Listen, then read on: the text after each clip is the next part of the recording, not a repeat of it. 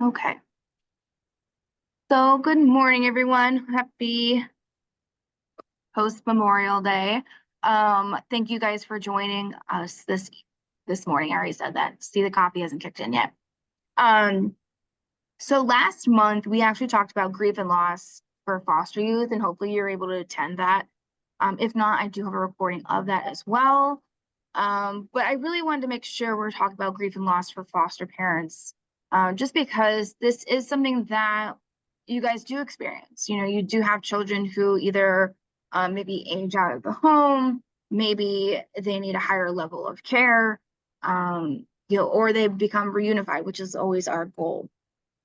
So it's really important that we discuss this and let you guys know what supports are there.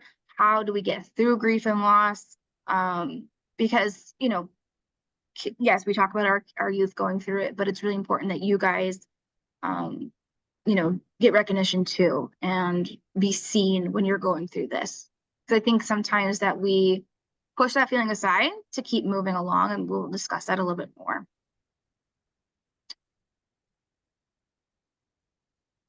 So again, our agenda is the types of loss and grief, what is grief, the stages of it and experiencing it, and how do we support others that are grieving. So we have ambiguous loss. This is a profound sense of loss that lacks emotional closure, unsure how to respond, therefore lacks social support for validating loss, and leads to disenfranchised grief.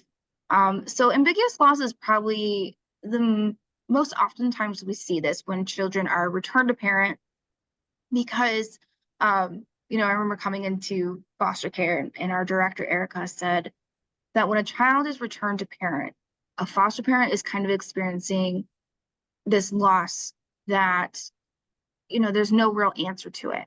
And sometimes it can be harder than the loss, a death of a person, because when you have a physical death, you know there's closure. To a degree there's closure, but you know where that person is. When we have a child being returned to parent or moving on to, again, higher facility, um, there's no real end. You don't always have the answers that you want. I know foster parents who have said, I want to make sure they're still safe. I want to make sure their needs are being met. And sometimes if we don't have that built up relationship with their parents, we don't always have those answers. So there's that lack of closure. And then people around us really don't know how to support us because they don't really necessarily understand what it's like to have a child, be in our care and then all of a sudden have to leave. So that part is really difficult.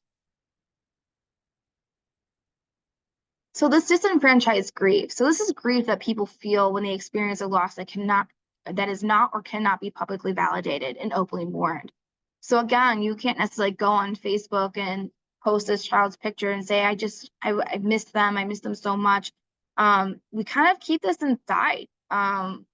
From what I have seen other parents do, and we just keep trucking along because there's possibly other kids in the home, and we don't necessarily take time out to focus on what we're feeling in the moment. And other people are possibly not going to recognize it either. So this is where we get that disenfranchised grief.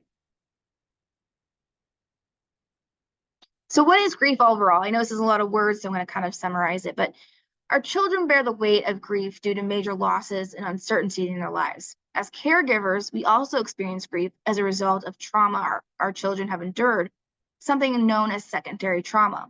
We also experience grief ourselves when the time comes for these precious children to leave our homes and to be reunified or to move on to other placements.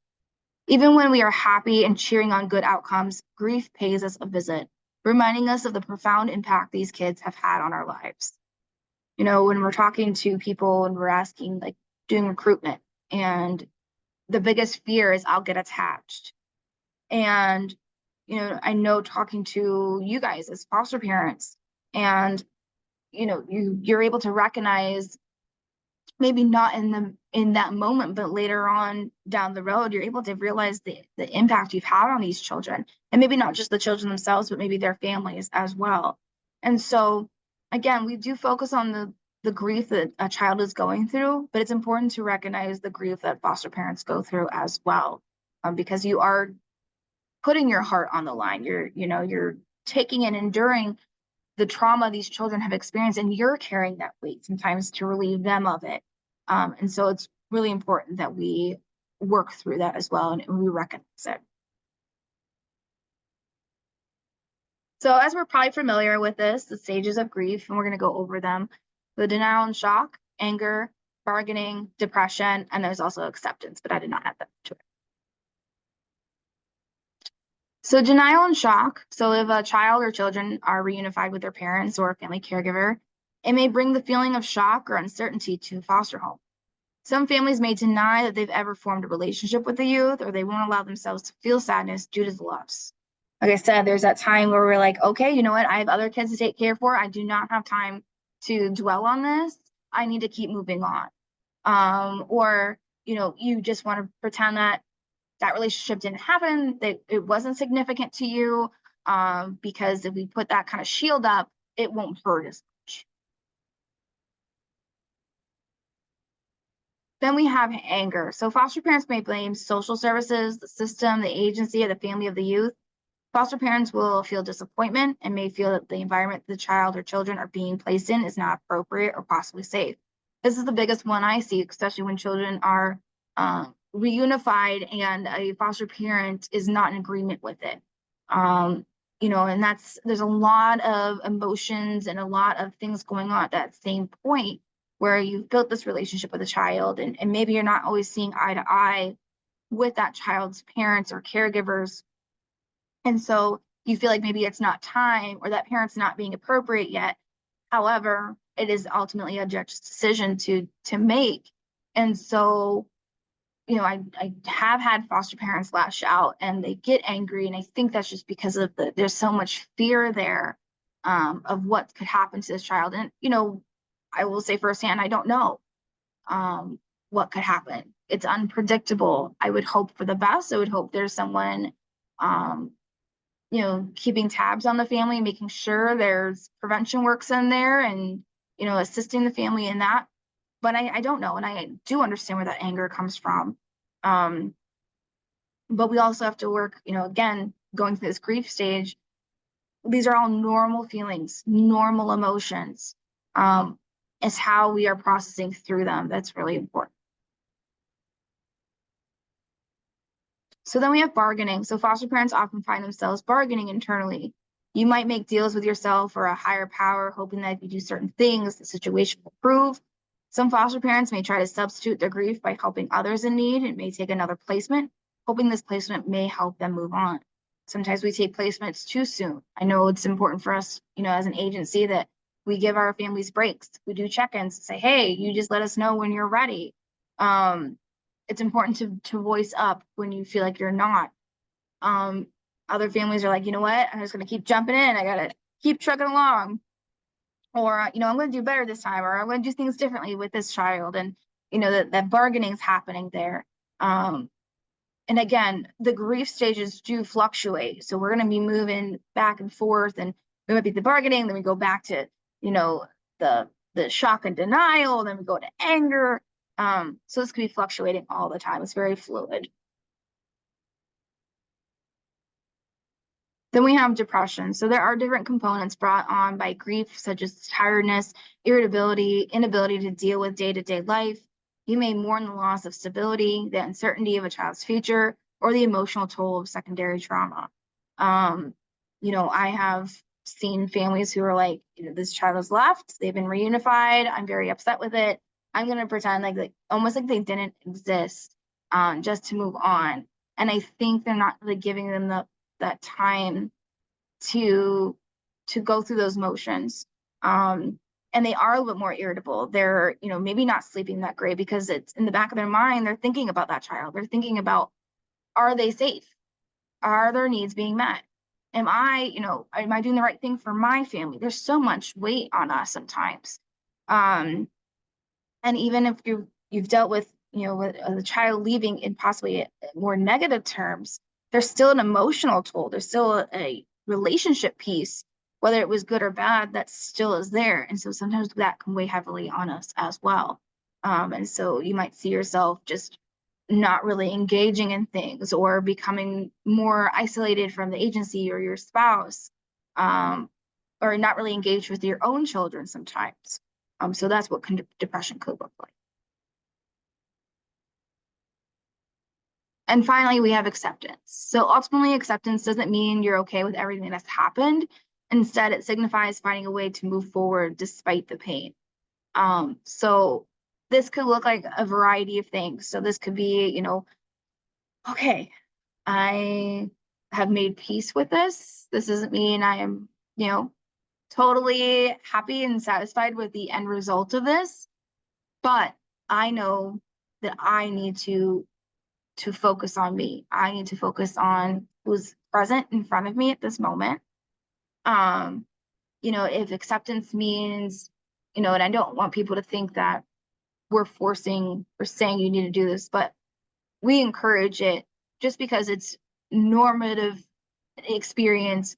But counseling, there is grief counseling, or just talking to someone that can help you process through it as well. Discussing these things with your spouse and being open, having that communication is going to help with that acceptance piece.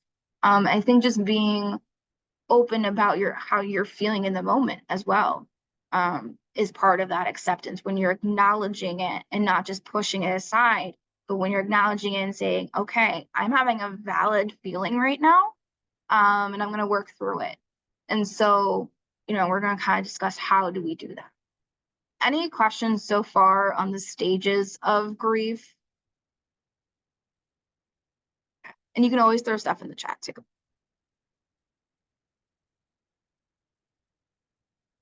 So, ways foster parents experience grief. So the grief of a parent whose child you're caring for. So maybe you've actually connected with this child's parent, and built a pretty strong relationship. And so when you're, you kind of having that moment where like, I really wish they were able to see what I see every day. I wish they were able to experience this, going to parent teacher conferences, or, attending the soccer game, or seeing their child read a book for the first time, and, recognizing that they're missing out on these things, and just feeling sadness because, you recognize how important it is for you as a foster parent to be there for that child. Grief of the child, so grieving for that child, you know, for their trauma, for any moves, for the trauma the grief they've experienced, the losses they've experienced. And it kind of ties into the grief about losing a child to reunification or another placement or adoption. You know, again, it's this experience of the unknown. Where is this child going? Are they going to be taken care of? Will they miss me? Will they think about us? Are they safe? What, the who, what, why, where, when? You want to make sure all those questions are answered, but we don't necessarily have those answers. And kind of going back to the grief of the child, because it's kind of just popped in, but maybe it's the grief of that placement necessarily didn't work out, and there's grief of the child and grief of the way things kind of unfolded, or grief that you couldn't do more, or grief that you wish things were different in that moment. And then grief of others in your family as a child leaves. So I know I've seen families build really deep connections with the youth that come into the home, and they become another member of the family. I have one who, it was a really great reunification, and the youth that's still in the home still talks about it. And I let the foster parent know, I said, he might be going through this, because even though he was there for a short period of time, he saw that other kiddo as his brother. And so, he's kind of possibly now processing it that he's not coming back. So just recognizing that other kids may be experiencing this as well. And again, this is very normal, healthy emotions. We just want to make sure we're supporting our kids and our families. So what are the influencing factors? Hide this thing. Okay. So the characteristics of foster parent-child relationship. Was this a good relationship? Was this a good emotional fit? Was this one that was a real struggle? It was a hard one. Is this relief that maybe the child is gone? And then there's some guilt in that. Maybe the length of the placement, whether the child has been there for just a few months or a couple of years. It does play a factor. Some parents are like, we really connected, even if it was just a few months. But if you're really interwoven into this child's life and it's been a couple of years or a year, that plays a huge factor. And I'm upset that this child's being reunified, or, I don't agree with the judge's decision, or, whatever the case may be, the length of the placement can play a factor in that. And then again, the age of the child when placed. I've seen it really when children come in and they're placed very young in the home. There's this, I would say, a very close bond that forms very quickly for most cases. So that can make it very difficult as well. I mean, not to say that you don't bond closely with teenagers, but I think that takes a little bit more time sometimes. But the age of the child definitely, especially when we have parents who come in and they're like, we want a young baby, and then they get a young baby placed and the parents come back and they're able to do what they need to do and the child's reunified. And so it's also kind of like that disappointment that you couldn't keep that child, which again, that's not what foster care is about, but sometimes people do come in with that thought process.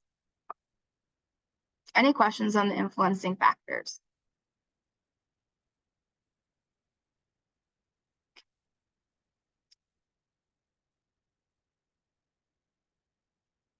That was the first one. So the second one is circumstances of the child's transition to and from placement. So is this well planned? We've been planning this. We knew this was going to happen. Especially if a child is aging out, or maybe this has been we've really connected with the child's caregiver or parent. We've worked through this. They've been doing a slow transition overnights. So that has really helped. Or is this abrupt, unexpected, happened very quickly? Maybe it was a family member that had been identified, and so it moved very quickly. So something that we weren't ready for. Or is this a move which foster parents have serious misgivings or conflicts about? Maybe this is something that we don't necessarily agree that should happen right now, or we don't feel like the caregiver or parent is ready to take their child on. And maybe there's some trust issues there. There's a poor relationship with the child's parents or family. So there's conflict at that point. Concurrent planning. This establishes a case plan with the primary goal of family reunification, and at the same time, an alternative permanency plan is developed for the child, such as adoption or guardianship if the family is unable to achieve that primary plan. So we really like to make sure that we are doing a plan A and a plan B, because if the child cannot be returned, are you going to be able to adopt? If you're not a pre-adoptive family, so we have to look at other options in that case. So concurrent planning is important when we're talking about how do we manage our grief and loss, because we're planning already ahead to have that child returned, and then we have to have a backup plan if that is not the case. Another piece is the culture and belief system. So expression of grief may be seen as weakness. So in some people's culture, we don't cry about it. We don't necessarily talk about it. It is, ingrained in us to not have those kind of feelings. We keep that back. Others is demanding in multiple roles of the foster parent. So we have foster parents who are doing multiple things, and we've got busy homes. And so we just keep moving, keep busy. And so we try to avoid. And then the agency plans to place another youth in the home as soon as vacancy in the home is expected. Now, for our agency in particular, we really want to make sure we put our homes on hold after a child has either been removed from the home, returned to parent or caregiver, aged out of the system. Anytime a child is leaving that home, we really want to make sure that we're giving our parents some time. I know I discuss thoroughly with our parents, okay, we're going to we want to give you a break. We want to give you a hold time. You let me know on your time when you're ready. I may pop in once in a while and say, after a few weeks, hey, is this okay? But I really want to make sure my parents are okay with that, because I think it's important to know you, how am I ready? Am I ready? Is my family ready to move on? So that's important as well. So what are some signs and symptoms? And now remember, no two people grieve the same. So your spouse may grieve vastly different from you. So there's some difficulty concentrating, irritability, sleep disturbance, guilt, anger, loneliness, loss of appetite, anxiety, depression, feeling very tense, overwhelmed, powerlessness. So maybe you're starting to have headaches. Maybe your body's kind of feeling like you've got Charlie horses all the time. You're anxious about things, you're quick to react to things as well. All these things can be symptoms or signs that you're struggling.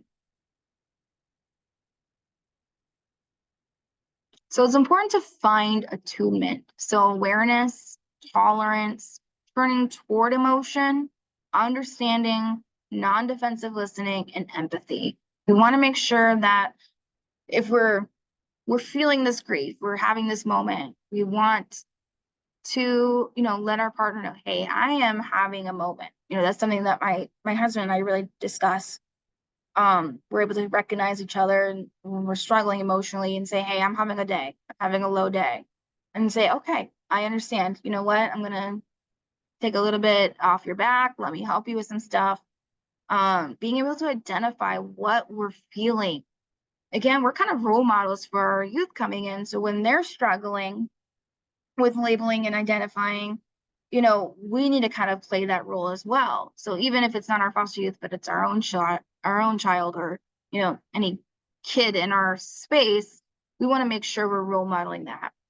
And then understanding, maybe our spouse is really struggling, and just again being mindful and aware. And if they do snap, we can't go on the defense. We have to be that listener and be there, because maybe they really need it the most at that moment. And having empathy, just that understanding that we're going through this difficult time. We need a little bit more space before we take a child, or maybe we're done. We want to make sure we're being attuned.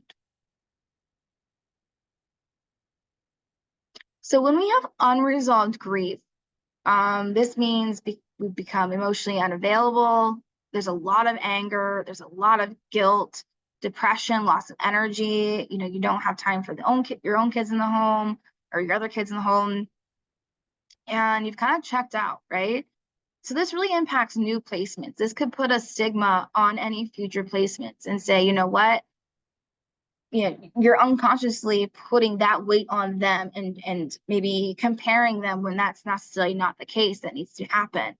Other youth in the home, again, maybe you've kind of isolated yourself. You're no longer attending sports events or helping them with homework. Again, checking out family members, yourself. You're emotionally unavailable. You have kind of put this wall up, and you're like, you know what? I'm just gonna not feel anything at this time. I just want to lay in bed. I don't want to talk to people right now.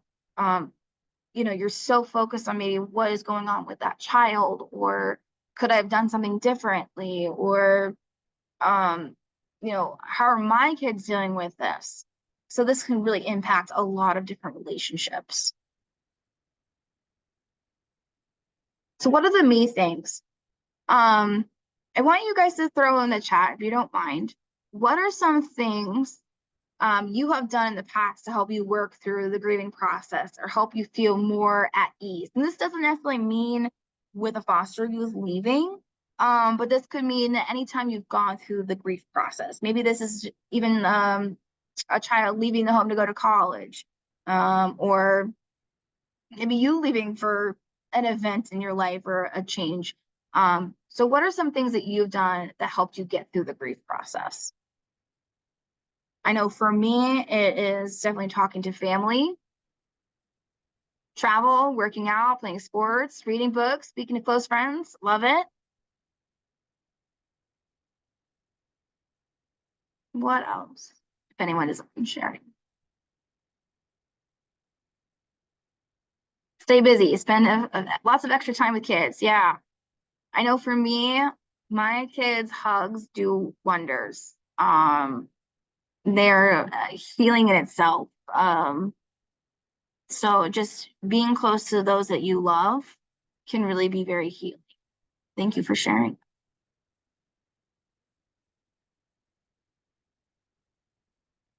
So as foster parents, we have like a little community, right? We know other foster parents. Maybe we know maybe adoptive parents that have struggled with other placements in their own past, or people that have fostered in the past that end up maybe closing their homes and they still haven't gotten over this grief. So we want to support others. And how do we do that? So first is being a good listener. You know, we always talk about in classes is communicate, communicate, communicate.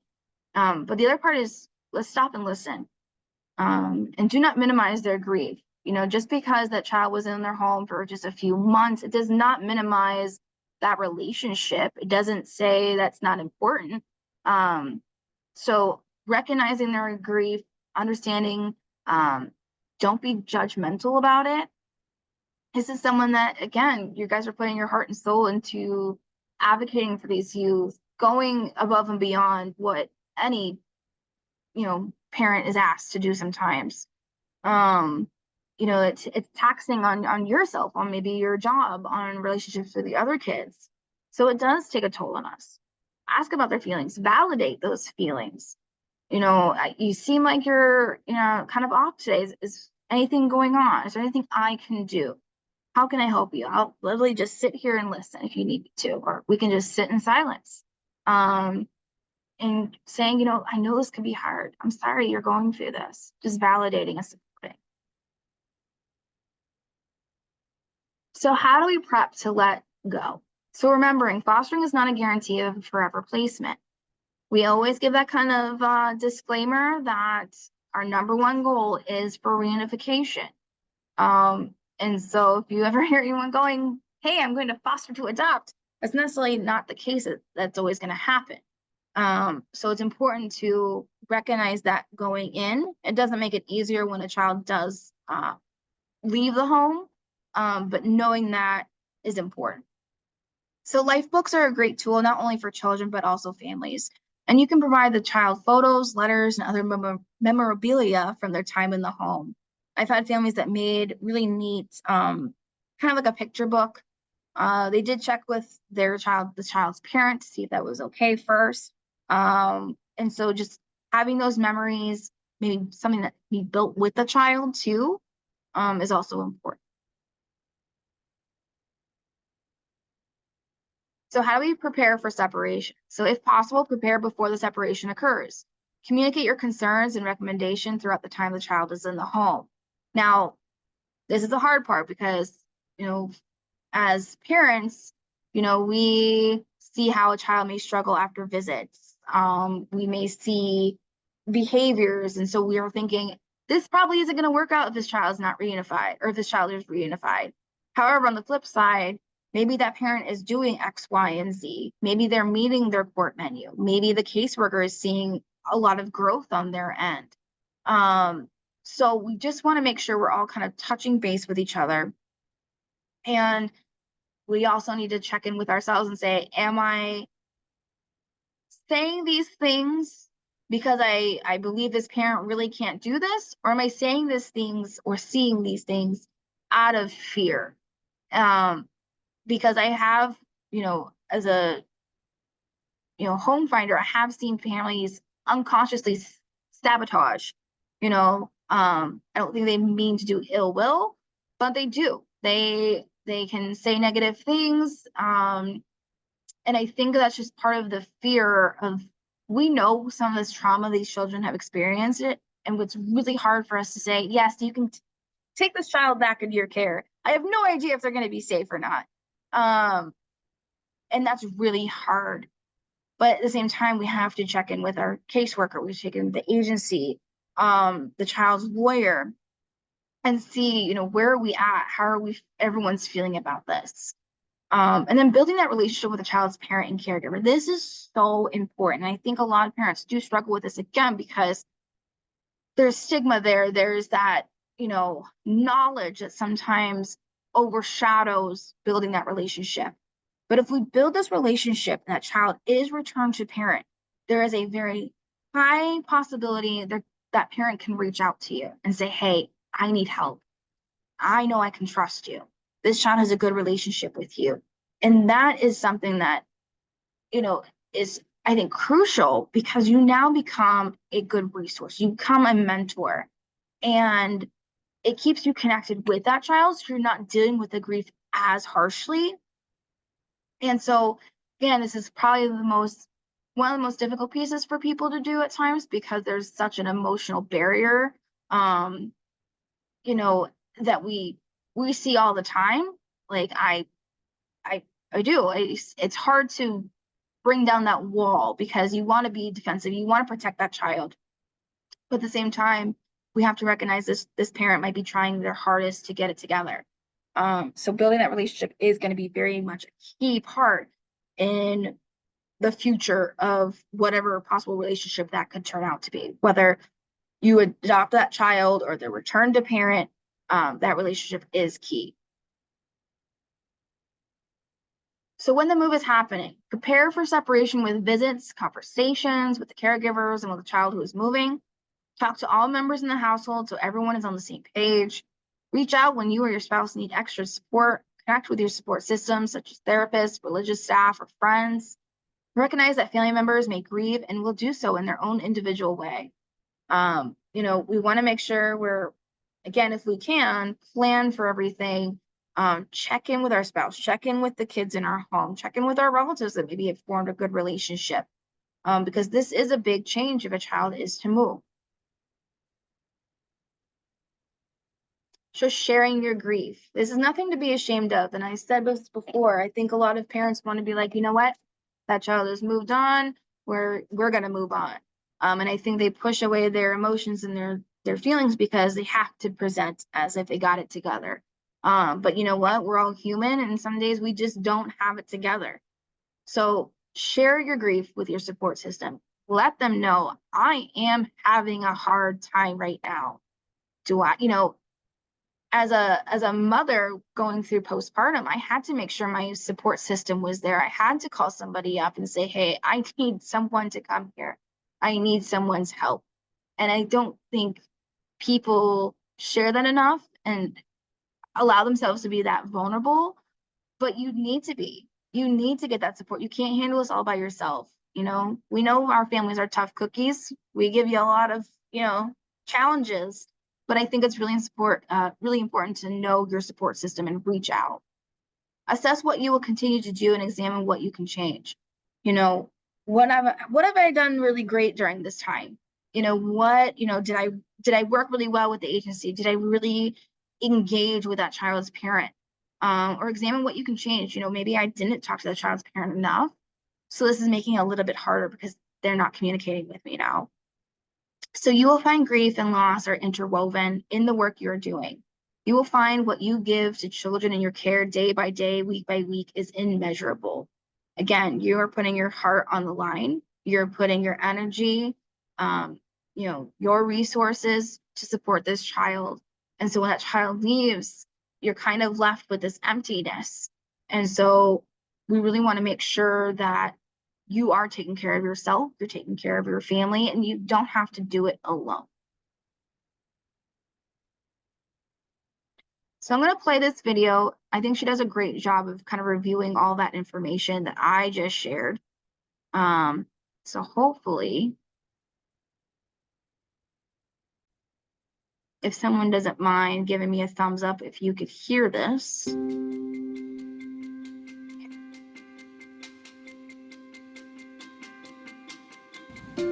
Today we want to talk about grief. Many of us grieve, whether the loss of an important friendship or relationship, serious illness or the death of a loved one, death of a pet, the loss of income, the loss of housing, we grieve change. At some point in our lives, any significant change may result in the feeling of deep distress or disappointment. Grief is normal. We grieve the loss of people and things with which we have an important attachment. According to the study by Wayment and Vathala, the greater the attachment, the more intense the feeling of loss. Grief is normal. The feeling of emptiness, deep sadness, confusion is normally associated with grief and loss. As a foster parent, you experience a roller coaster of emotions as you welcome the child in your home, attach to the child, prepare for reunification, release the child to their biological family.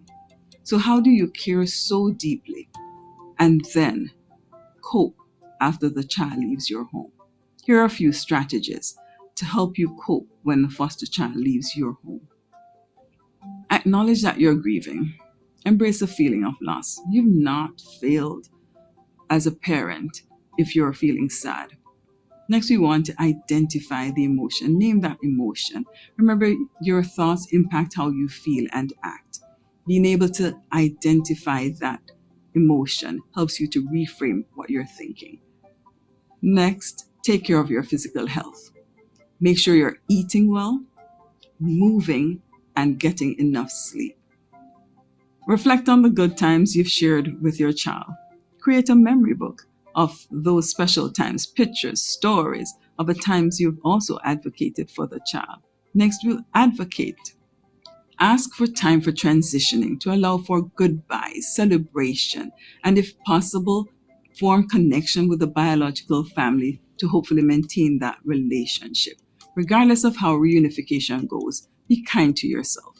You've loved on this child unconditionally so that this child can heal. And if needed, the foster care team as well as the EPIC team will be here to help you through that transition. If you need counseling or even some conversation, please reach out to your foster support worker.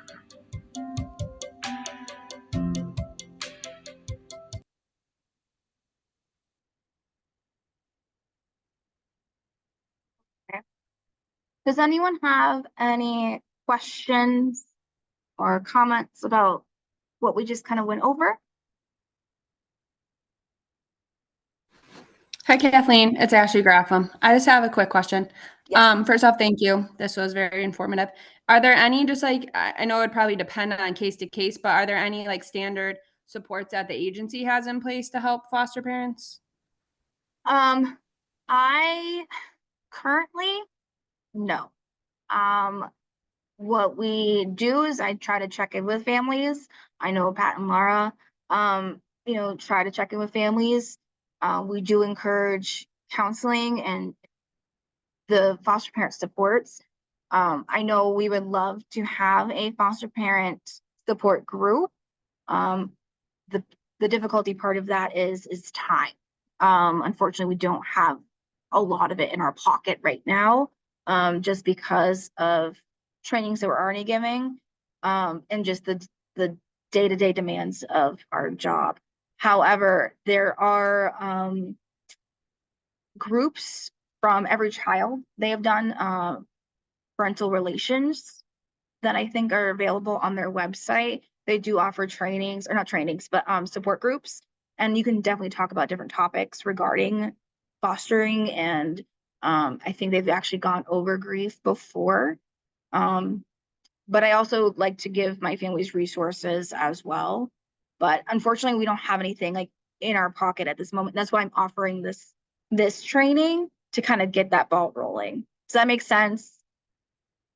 Yeah, it does. Thank you. Okay. Anything else?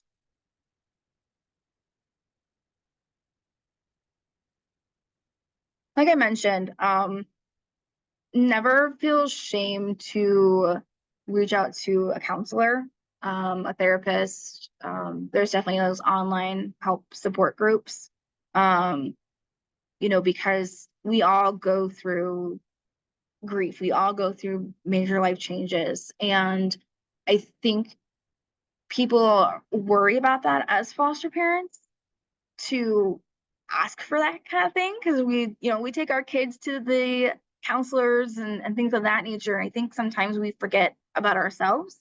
And I know for me, I've gone to counseling and I've had therapists, and I think it's really important that it's part of our self-care. Um, we can go get our nails done or go hit a few balls or whatever, but I think talking to someone in a safe space is definitely helpful. Or really connecting with, your support system is very important as well. So never feel like there's a stigma there. All right. So just a few resources that I use is American Kids Belong. They had some really great resources there, adoption resources, and helping foster parents cope with separation, grief, and loss from the child welfare. So those were a few resources that I utilized for this. And I believe that's all for me. So I'm going to second